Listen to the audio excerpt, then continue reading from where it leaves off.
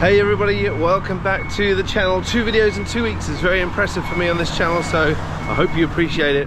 If you saw the video last time, I'll be very grateful to hear on there what you thought of my ideas of Singapore society and mindsets. But today we're going to be talking about something a little bit different. Now, if you have come here from our Wanderlust channel, during that episode I said to come over to this channel. If you didn't continue watching the rest of it, I'm about to spoil a surprise for you, which is what we're about to tell you on that channel and what I'm about to tell you now, which is that we have to move house. It's a bit of a shame, we're a bit gutted, but we love the area that we live in, we love the apartment. Unfortunately, it's just getting a bit too expensive for us, and so we're moving to a new neighborhood that I'm sure on our Wanderlust channel you will have the opportunity to enjoy with us and to get to know as well. However, one of the things I wanted to talk to you today about has come up as a result of some of the conversations we've had since talking about moving, which really is that many people have been really surprised when we've shared with them that we are moving to an HDB apartment. Well, that's what we were looking for, that is where we're moving, but that is a massive surprise for people. People seem to, I've noticed, be more negative about it. They've talked about it as a step down, and it got me thinking about the 5 C's of Singapore society, I guess you could call it. Those 5 C's are cash, credit card, car, country club, and condo.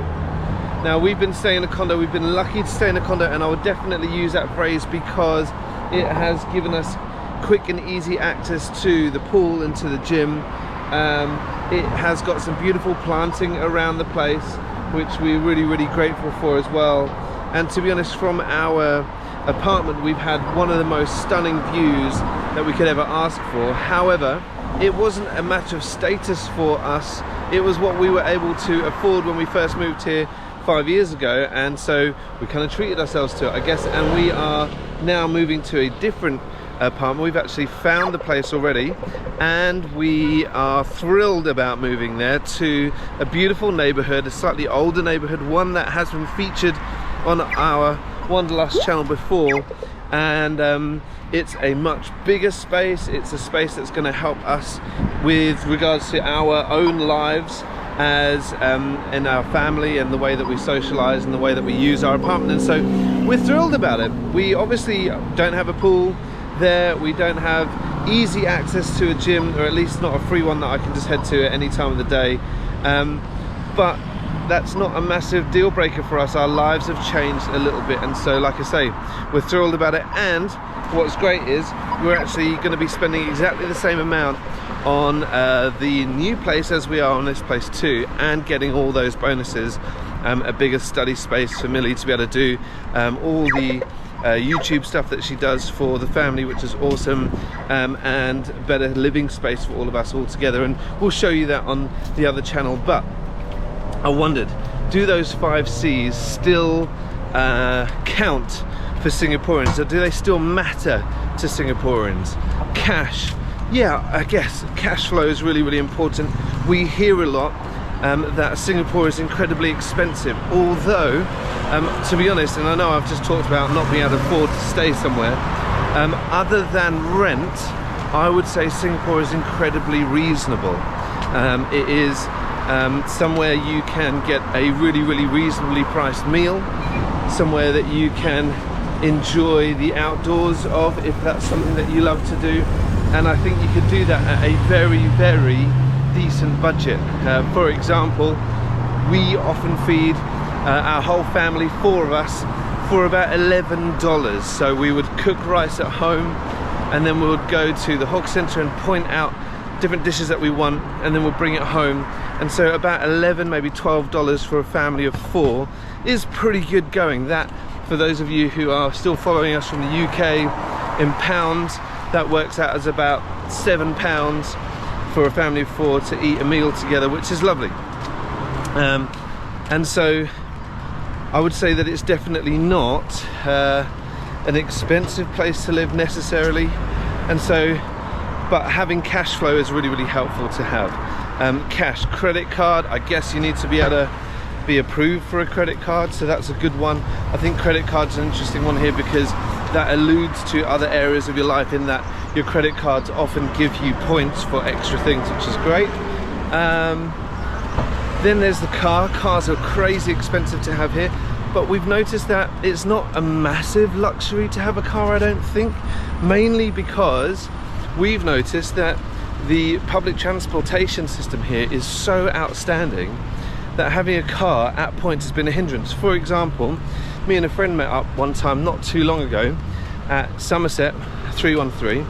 We had coffee, we decided to go for a walk, we wandered all the way down Orchard Road, we ended up at Ion, and when we said goodbye, I hopped on the train to go home and he had to walk all the way back to Somerset to be able to go and get his car. Now, for me, taking the train makes a lot more sense in Singapore, especially when there's so many different cool things nearby to each other. Yeah, so that for me isn't a massive plus point, although at times where friends might pick me up in their car, I really appreciate it and it's really, really nice. So, don't know, see what you think about that. So cash, credit card, car. Like I said, the condo thing, I don't know. I'd see it as the inside of your apartment in your building. You can choose what you do with that, and you can make it feel as much home or not home as you like, and we're thrilled about the opportunity that we have in a bigger space to be able to make our home more like home for us and for our friends and family who come to stay. And so I don't necessarily see that as the case. Country club, now this is an interesting one for me because we're not part of a country club. My parents used to be at Changi Beach Club, which is a beautiful place. We'd love to be members there. However, we also know that realistically we're not going to be using the facilities there very often at all. It would be a complete waste of our money, and so we wouldn't do that. But maybe that's it. Maybe the ability to go and do that, maybe the ability to have your lifestyle give you that chance to be able to sit at a country club, sit by the pool, get the food from there. I guess there's also a huge point in networking, which is what you could probably do at the country clubs too. And so that could be a very, very positive thing for people in those spheres of influence.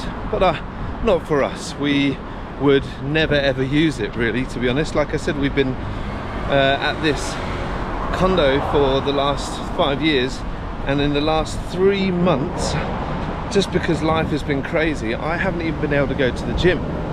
Not at all in 3 months. It has been since the beginning of December, and we're at the beginning of March now, and I love working out. I love being fit and healthy. So I don't know what you think. I actually I'm about to stop off and pick up some coffee, but I have got a suggestion as to what our new 5 C's are. And if you just hang tight, I'm going to buy the coffee, and then on my way back home I'm going to tell you all about what those new things are. A few minutes later. Okay, welcome back. If you have seen that episode on our Wanderlust channel where I explored the neighbourhood, you will know that the people at the Hotik coffee powder factory place are the loveliest people ever, and so their coffee so happens to be outstanding as well, their beans. So we just picked up some more. Therefore, my coffee making exploits at home. Anyway, I was just telling you that we have 5 C's in Singapore, which are the cash, credit card, car, condo and country club. And I wonder, and I've only been thinking about this a little bit, but I wonder whether there is a different set of, a different list, if you like, that is the new criteria for success or social success in Singapore. Are you ready for them? Okay, the first one, oh no, am I going to get this right? I think I've got it wrong. The first one, they're 3 T's actually now, just so you know. The first one is top, being the top. So this alludes to the good old kiasuism that Singaporeans have. This talks about constantly pushing forwards to be the best and letting people know how well you're doing. This is something that I see Singaporeans really value, and I've begun to do it by accident. I don't necessarily like it, if I'm honest. I think sometimes we lean too much on what we do, giving us value and making us worthy in terms of being listened to and whatnot. But being the top, I think, is really important to people. For example, I was talking to someone on a Zoom call. This was a bit of a random call, actually. I'm wondering how those people are doing. They reached out through our YouTube channel, and I think they were Singaporeans who are living in the UK, considering the idea of moving home again. And he was a very well-to-do doctor, very high up, and he was struggling to connect with regards to public speaking with the audiences in the UK. And one of the things I asked and we discussed was actually that in Singapore you might lead with your qualifications, the things that you've done that make you amazing, and you say, here I am, this is who I am, these are the qualifications I've had, this is the experience that I've had, this is how good I am, please listen to me. And everyone goes, wow, that's pretty cool, we should listen to this guy, which is great. And so you can see that society values those accolades. I think in the UK, instead, we would lead. There's someone with a car, one of the C's is a Lotus sports car. I wonder if he's pushing to the top of his speedometer right now. I think he is. But in the UK, I think we would start our public speeches probably with vulnerability, and saying, this is where I'm not perfect, this is where I've got it wrong, and this is therefore something that we can talk about, where you can find me to be a relatable person. So I nearly didn't cross the road, and I should do. And so I wonder whether that is a difference as well. We value different things. And so yeah, valuing being at the top. That's my first T, being at the top. My second T is treasure. Okay, whatever that might be, whether that is your cash or whether that is your car, or whether that is, sometimes I've noticed people like to talk about their education that their kids have got, or things like that. That's your treasure. So we've got being at the top, the treasure, the things that you really value, that we talk about a lot and share with each other. And then the last T of my 3 T's is travel. One of the things that I've noticed, definitely our generation, our friends and younger, they all love traveling and they love to tell people about it. Traveling has become a norm for society in Singapore, and if you fall outside of that norm, people seem to be surprised. And so I think it's definitely become something that we value, maybe more than the country club. And I think the credit card comes with it, because obviously credit cards, you can get your air miles with them and be able to travel more. So those are my 3. Your being at the top, your treasure, and your travel. Let me know what you think. Do they replace the 5 C's? Do you think Singaporeans, we still uphold the 5 C's? I find this to be a really interesting topic, particularly now as we have been considering this move away from a condo into the HDB block, which we are very much looking forward to, just for the record. And yeah, thank you for engaging in the conversation in the comments. Let me read them and let me reply, and we'll catch you guys soon. See you later, bye.